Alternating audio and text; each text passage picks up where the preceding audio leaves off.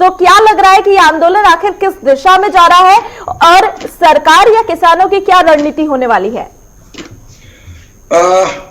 सरकार के point of view से अब तक की जितनी सरकारों ने काम किया है, ये सरकार किसान के लिए सबसे बेहतर काम किया है। असल में ये आंदोलन किसान का है ही नहीं, ये आंदोलन विपक्ष के सर्वाइवल का है। उनको नरेंद्र मोदी के विरुद्ध कुछ चाहिए। जैसे नरेंद्र मोदी ने किसानों के खाते में एक निश्चित राशि भेजना शुरू किया तो संगूफा हुआ कि भाई ये तो चुनाव है, चुनाव के बाद ये खत्म हो जाएगा, लेकिन ऐसा नहीं हुआ। तब जा करके जो बिल आया उसमें बिचौलियों के हित को प्रभावित होने वाला था, तब जा करके ये एक आह की टकराव हो गई।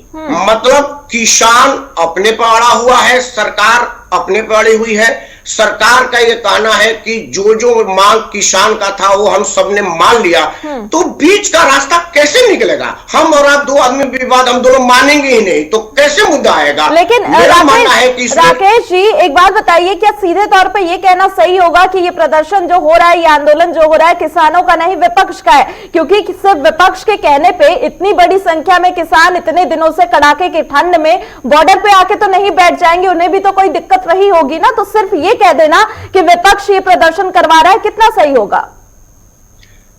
पहले तो मैं विनम्रता से सारे बैठे हुए किसानों से क्षमा मांगते कह रहा हूं कि ये आंदोलन किसान का है ही नहीं है, ना ही किसान के लिए है। जो मेरा भारत का अन्नदाता है, मैं उनको नमन करता हूं। वो अभी खेतों में काम कर रहा है। ये बिचौलियों के प्रायोजित लोग हैं, कुछ बहकाए हुए लोग हैं। उसमें से आप अपने कैमरा को पूछे ना, आपका तो बहुत बड़ा चैनल है, हर जगह रिपोर्टर है, 90% लोगों को तो पता नहीं है कि बिल है क्या और हम बैठे किस लिए हैं। तो ये बहकाए गए लोग हैं। क्या आप इस चीज को किस तरीके से कह सकते हैं कि ये इतनी बड़ी संख्या में बहकाए लोग हैं? आप जिस तरीके से कह रहे हैं, क्या जो इतने दिनों से किसान बॉर्डर पर डटे हुए हैं, इतनी बड़ी संख्या में किसी को विपक्ष बहका सकता है, कुछ लोगों को बहका सकता है? क्या आप कहेंगे कि सारे किसान बहकाए हुए हैं और इनकी मांगे गलत है? देखिए, मांग गलत है सही है, मैं ये नहीं कह रहा हूं। उनकी मांग सही हो सकती है, लेकिन मांग कहां माना जाएगा? सरकार के पास। कृषि मंत्री पहले ही दिन, भारत के कृषि मंत्री ने पहले ही दिन ये कहा था कि आपकी जो मांगे हैं मैं मान रहा हूं। पहले उनका मांग था कि एमएसपी, सरकार ने लिख करके दिया कि एमएसपी नहीं जाने वाली है।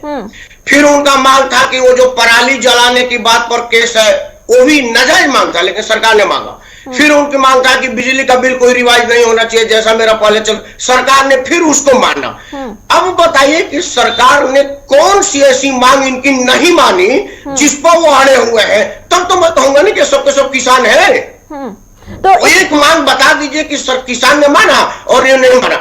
अब आप तो क्या करें? नहीं, हमको तो बिल रिमूव चाहिए। तो ये तो अड़ियल रहा है ना, मतलब कोई ना कोई बहका रहा है इसको।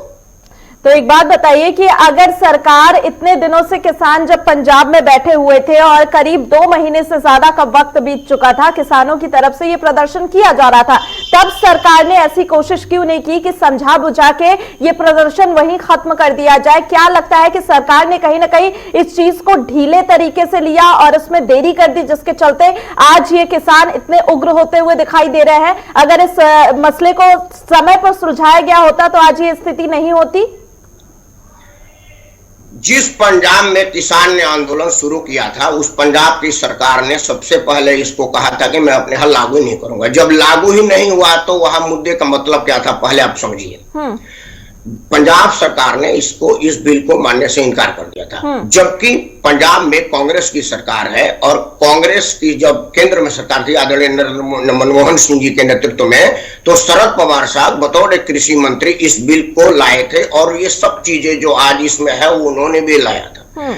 शरद पवार साहब ने बल्कि सब मुख्यमंत्रियों को चिट्ठी लिखा था कि ये चीज मंडी समिति के प्रभाव खत्म किया जाए, निजी सेक्टर को बढ़ावा दिया जाए, जो वो सारी चीजें थी।